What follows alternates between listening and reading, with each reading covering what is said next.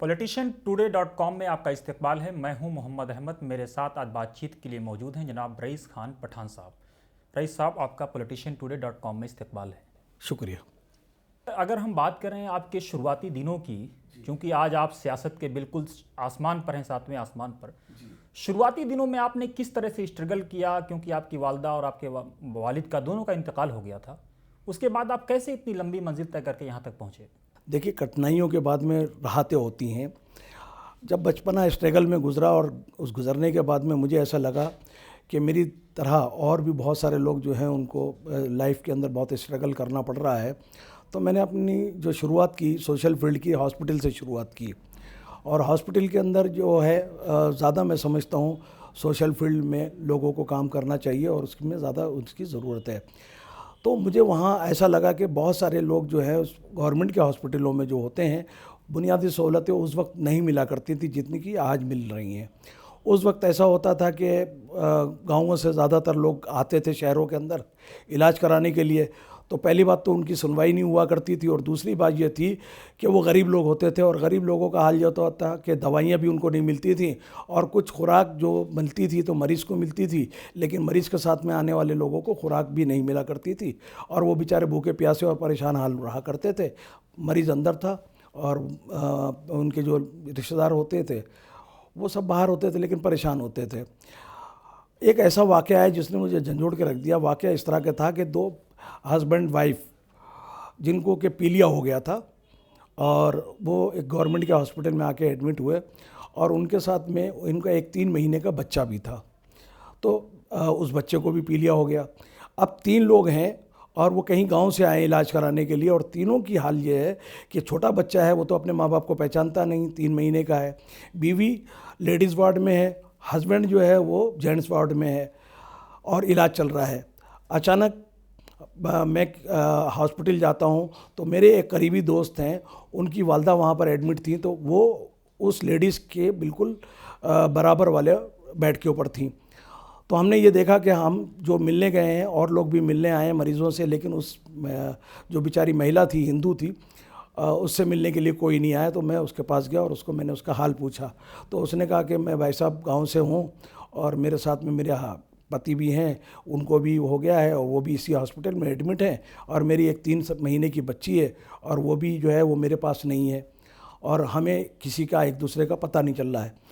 खैर, हमने उसके पति का नाम पूछा, और पति का नाम पूछने के बाद में हमने तीनों की तीमारदारी करना शुरू कर दिए। इनकी तीमारदारी करने के लिए जो लोग मिलने के लिए आया करते थे पर मरीज़ों से, जो उनको छोड़ के मैंने उन लोगों को देखना शुरू करा, तो पता ये चला कि वो उनको वाकई में ऐसे स्टेज पर पहुंच चुके थे जहां पहले बच्ची का इंतकाल हो गया। ना तो माँ को मालूम है और ना बाप को मालूम है उस बच्ची के बारे में, उसकी लाश पड़ी थी। इसके बाद में हुआ ये कि वो लेडीज़ जो थी उसका भी इंतकाल हो गया, और तीसरे नंबर पे उसके हस्बैंड का भी इंतकाल हो गया। अब ये तीनों लाशें पड़ी हुई थी, इनका लेने आने वाला कोई भी नहीं था। ये लावारिस लाशें जो बन गई थी। हमने किसी तरह से उनको, जिस तरह से उन्होंने हमें पता बताया था जिस गांव का, हमने पता लगाया, और पता लगा कि हम एसटी पकड़ के उनके गांव तक पहुंचे, और गांव में पहुंचने के बाद उनके रिश्तेदारों से मिले। तो ये गरीब ख़ानदान जो था वो रोज़ी रोटी कमाने के लिए आया था, और मज़दूरी करते थे, ईंटें उठाते थे ये लोग मज़दूरी करने में। तो अब ये जब तीनों की लाशें हमने वहाँ पहुँचाई, तो फिर मुझे ऐसा लगा कि मुझे सोशल फील्ड में ज़्यादा से ज़्यादा आना चाहिए, और मैंने हॉस्पिटलों के अंदर अपना सोशल फील्ड करना शुरू करा। उसके बाद में महल्ले और शहर में, और जहाँ पर भी मुझसे बना, मैं सोशल फील्ड में। मैं यहाँ आपको रोकूंगा। तो क्या आपको सियासत का शौक़ बचपन से था? यतीमी के आलम में जब आप ज़िंदगी गुजार रहे थे, सियासत का शौक़ कब से? सियासत का शौक़ ना मुझे जब था, और ना सियासत का शौक़ अब है। सोशल फील्ड में काम करने का और लोगों की खिदमत करने का शौक़ जब भी था, जज्बा था, और अब भी जज्बा है। लोगों की खिदमत करने का जज्बा है। सियासत एक अलग चीज़ होती है और ख़िदमत अलग चीज़ होती है। तो मेरे अंदर जो जज्बा है वो खिदमत करने का है, और यही वजह थी कि मेरा कारोबार बहुत अच्छा गुटखे का चल रहा था। मैक्स नाम का गुटखा आया करता था, जिसका प्रोडक्ट मैं करता था, और बहुत अच्छा चलता था और बहुत अच्छी कमाई थी।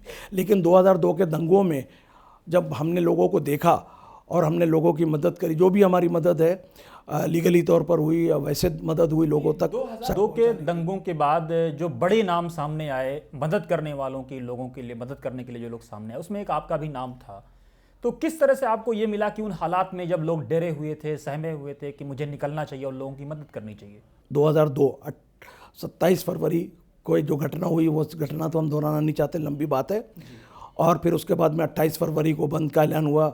विश्व हिंदू परिषद और बजरंग दल और बीजेपी ने बंद का ऐलान करा था। उसके बाद जो वहाँ पर जो घटनाएं हुई शर्मनाक घटनाएं हुई, हम तो उसको दंगा नहीं कहेंगे, नरसंहार कहेंगे उसको।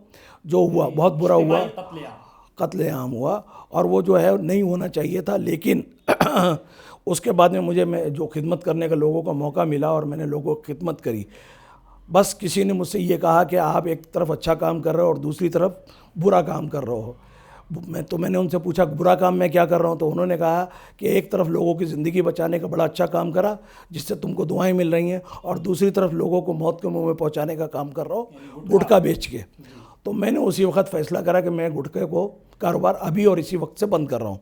मैंने फैक्ट्री अपनी वहाँ से मशीनें, जितना माल तैयार था उनको सबको ख़त्म करा और उसको ले जाके जला दिया। ये फैसला कितना आसान था या कितना मुश्किल था? मुश्किल ये इसलिए नहीं था कि हम जो खिदमत कर रहे थे और जो खिदमत करने में जो हमें सुकून महसूस हो रहा था, और जो किसी ने मुझसे ये कहा कि ये लोगों की ज़िंदगी छीनता है, कैंसर हो जाता है किसी को और कोई आदमी मर जाता है, तो उन कातिलों में जो ये नरसंहार कर रहे हैं और इसमें क्या फ़र्क नहीं है, वो भी वही गलत काम कर रहे हैं जो आप गलत काम कर रहे हो। आप लोगों को जो है स्लो पॉइजन दे के मार रहे हो और वो लोग फ़ौरन मार रहे हैं। तो मुझे एहसास हुआ कि हाँ वाकई ये गुटखे का जो कारोबार मैं कर रहा हूँ, पैसा ज़रूर कमा रहा हूँ लेकिन गलत है। लोगों की नज़रों में मैं भी कातिल हूँ और मैं भी बुरा काम कर रहा हूँ। लेकिन पठान साहब, ये बड़ा मुश्किल फैसला था जो आपने लिया जी। लेकिन गुजरात के जो दंगे हुए उसके लिए आप जिम्मेदार किसको मानते हैं? सरकार को, सिस्टम को, आवाम को? किसको, कौन लोग जिम्मेदार थे? देखिए, दंगों का जो जिम्मेदार होता है वो सिस्टम होता है। सिस्टम होता है।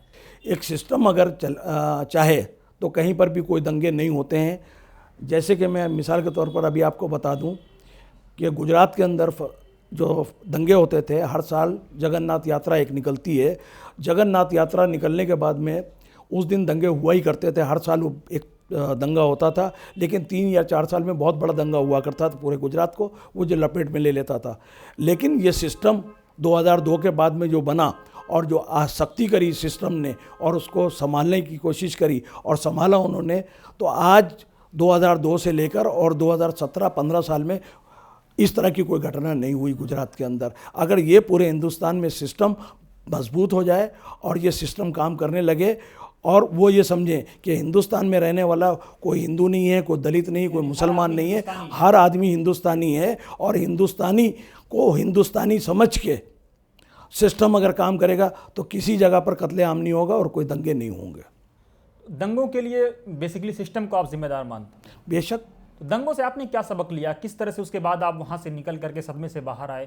क्योंकि बड़ा सेटबैक था आपके लिए, आपका बिजनेस खत्म हो गया था, लोग आपसे अलग हो गए थे। एक तरह से देखा जाए लोगों ने आपको डिमोरलाइज भी किया कि आप जान मार रहे हैं, ये कर रहे हैं, वो कर रहे हैं। देखिए, ऐसा था कि दंगों से पहले हमारा कारोबार था सारी कम्युनिटियों के साथ में और गांव-गांव में था। हमारा माल हर जगह बिका करता था, हमारे कॉन्टेक्ट हर जगह थे। लेकिन दंगे जब हुए और हमने ये देखा कि दंगों के अंदर मरने वालों में वो लोग थे जो मासूम लोग थे, जिनका कोई दोष नहीं था। और कैंपों में जो ज़ख्मी लोग पड़े हुए थे, जब हम उनसे मिलते थे, हम उनकी तीमारदारी करते थे, उनकी खिदमत करते थे। उस वक्त शायद आपको याद होगा कि हम उस वक्त 45 लोगों को लेकर दिल्ली आए थे और प्रेसिडेंट KR नारायणन जी की दावत पर, और हमने यहाँ पर ला के लोगों को 45 लोगों की रुजुआत कराई थी कि जो हमारे राष्ट्रपति थे उनसे। एक सबसे बड़ी बात मैं आपको ये बता दूं जो आज तक शायद किसी ने नहीं कही है, और ऐसा नहीं है कि एकदम सामने आके कोई काम कर रहा है जिससे लोगों को फ़ायदा हो रहा है। जिस वक्त हम 45 लोगों को बस में लेकर यहाँ राष्ट्रपति से मिलाने ला रहे थे, उस वक्त हमारे खुद के घर के ऊपर अटैक हो गया और हमारे घर में निचली मंजिल पर 3rd फ्लोर पर हमारा घर था। 1st फ्लोर पर तो लूटपाट हो गई थी और आग भी लगा दी थी। लेकिन मारने वाले से बचाने वाला, जब हम किसी को बचाते तो हमें भी कोई बचाने वाला पैदा हो जाता है। एक हमारी बुज़ुर्ग थी निर्मला देशपांडे, आपने नाम सुना होगा। निर्मला देशपांडे का मेरे घर पर फ़ोन आता है। उन्होंने मुझे भाई बनाया हुआ था और उनका फ़ोन आता है मेरे बारे में खैरियत पूछने के लिए, जो डेली आ रहा था जब से दंगे हो गए थे। तो उनका फ़ोन आया तो मेरी वाइफ ने फ़ोन उठाया और फ़ोन उठा के ये कहा, उन्होंने जब खैरियत पूछी तो उन्होंने कहा कि नीचे मेरी आखिरी बात हो रही है, नीचे का घर जो है वो नीचे का फ्लोर जो है तोड़ ताड़ दिया उन्होंने और यहाँ बिल्डिंग में से सब लोग भाग चुके हैं, मैं अकेली हूँ और कुछ ही टाइम के बाद में मैं आपसे बात नहीं कर पाऊँगी, तो समझ लेना कि मैं मारी गई हूँ और आपके भाई जो हैं वो दिल्ली लोगों को गए हैं लेकर। तो उन्होंने कहा फ़ौरन फ़ोन रख दीजिए और उन्होंने फ़ोन फ़ौरन रख दिया। रखने के बाद में 15 मिनट के अंदर ही आर्मी हमारे घर पे पहुंच गई। हमने अगर किसी की हिफाजत करी थी तो हमारी भी हिफाजत अल्लाह ने कराई और हमारे घर पे आर्मी आ गई और उन्होंने हिफाजत उस वक्त तक करी जब तक दिल्ली से हम अहमदाबाद तक नहीं पहुंच गए। तो आपने जो शुरुआत की सियासत की, एक तरह से अगर देखा जाए तो कांग्रेस के लीडरों से आप मिले, तारिक अनवर साहब के साथ आपने कौमी तंजीम में काम किया, हुसैन दलवाई साहब के साथ आपने काम किया, अंतोले साहब जो महाराष्ट्र के चीफ मिनिस्टर थे उनके साथ आपने काम किया। अचानक क्या वजह थी कि आप बीजेपी वालों के साथ आ गए और आज सरकार का हिस्सा आप हैं? देखिए, ये सबसे पहले तो मैं आपको ये बता दूं कि कांग्रेस एक ऐसी पार्टी है कि कांग्रेस के अंदर जो लीडर थे, जो लीडरशिप थी, वो बहुत अच्छी लीडरशिप थी। और जिन लोगों का नाम अभी आपने लिया, अंतुले साहब का नाम लिया और तारिक अनवर साहब का नाम लिया, जिन्होंने 1982 के अंदर कौमी तंजीम बनाई थी और कौमी तंजीम के तहत वो ये बताना चाहते थे कि मुसलमानों का भी अपना एक वजूद है और मुसलमान जो है वो एक दूसरे के साथ में, कौमी तंजीम के साथ में जुड़ के एक दूसरे से राब्ते में आ जाएगा, तंजीमी शक्ल देना चाहते थे। लेकिन शायद वो बात पूरी नहीं हो सकी और मेरा बैर किसी कांग्रेस या किसी पॉलिटिकली पार्टी से नहीं है।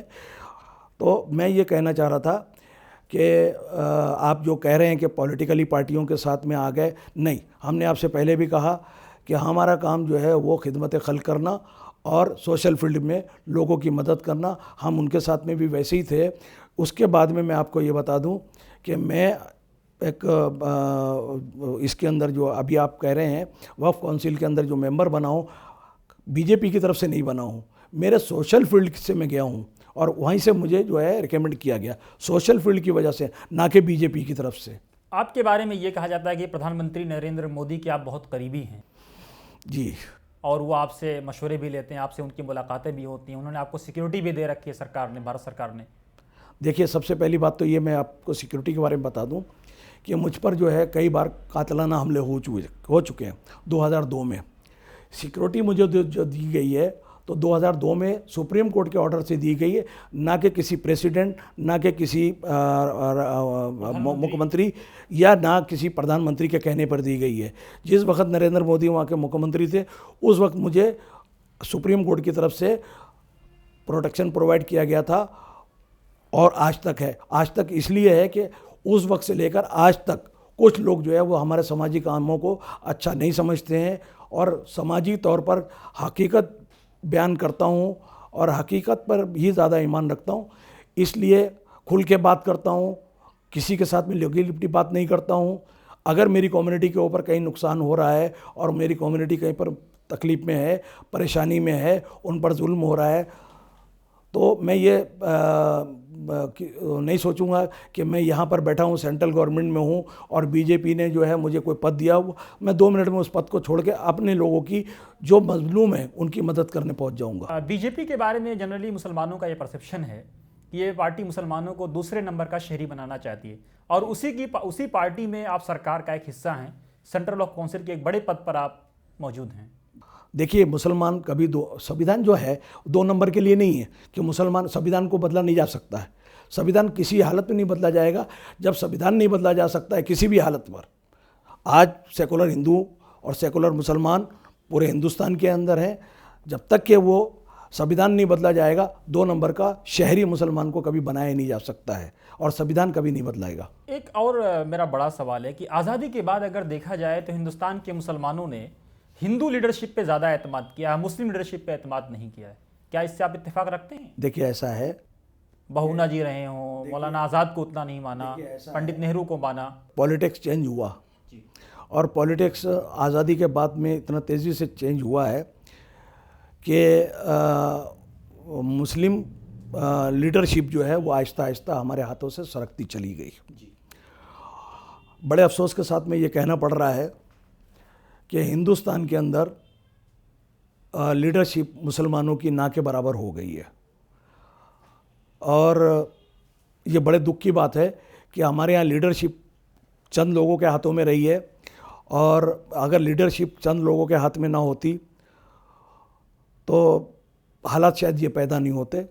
और हमारे यहाँ मुसलमानों के अंदर क्या है कि लीडरशिप की आपस की लड़ाइयाँ जो हैं वो हमें पीछे लेकर चली गई। मेरा आपसे आखिरी सवाल कि मेरे दर्शकों को, politiciantoday.com के दर्शकों को क्या कोई आप मैसेज देना चाहेंगे? सिर्फ मैं मैसेज ये देना चाहता हूँ कि हमारा मुल्क जो है वो गंगा जमनी तहजीब के ऊपर है, और हम आपस में एक गुलदस्ते के मानिंद है, और हमें जो है अफवाहों पर ध्यान नहीं देना चाहिए, और जो भी बात करें सोच समझ के बात करें। हमें लीडरशिप मिले या ना मिले, लेकिन हमें दूसरी कौमों से मोहब्बत मिले, और जब उनकी तरफ से मोहब्बत हमें मिलेगी, जब हम उन्हें मोहब्बत देंगे, हमारी मोहब्बत में कहीं कमी नहीं आनी चाहिए, और ना डरना चाहिए, ना खौफ खाना चाहिए। हिंदुस्तान का संविधान कमज़ोर नहीं है और उसको बदलने की कोई कोशिश नहीं कर सकता है। हम चाहते हैं कि आपस में मेल प्यार मोहब्बत ऐसा कायम हो कि जो वाकई हिंदुस्तान जो है वो एक मिसाल हो। जैसे कि हिंदुस्तान जो है बड़ा तकलीफ़ होती है ये सुन के कि जो कहते हैं कि गर्व से कहो कि हम हिंदू हैं, मुसलमान कहता है फ़ख्र से कहो कि हम मुसलमान हैं। हम ये चाहते हैं कि हिंदुस्तान के लोग जो हैं वो ये कहें कि हम गर्व से कहते हैं कि हम हिंदुस्तानी। फला फूला रहे यारब चमन मेरी उम्मीदों का, जिगर का खून दे देकर ये बूटे हमने पाले हैं। ये मैसेज था जो रईस खान पठान साहब ने हमारे दर्शकों को politiciantoday.com के माध्यम से दिया। मैं मोहम्मद अहमद, मेरे साथ थे मेरे मेहमान रईस साहब। अगले एपिसोड में फिर मुलाकात होगी किसी नए मेहमान के साथ। तब तक आप देखते रहिए politiciantoday.com।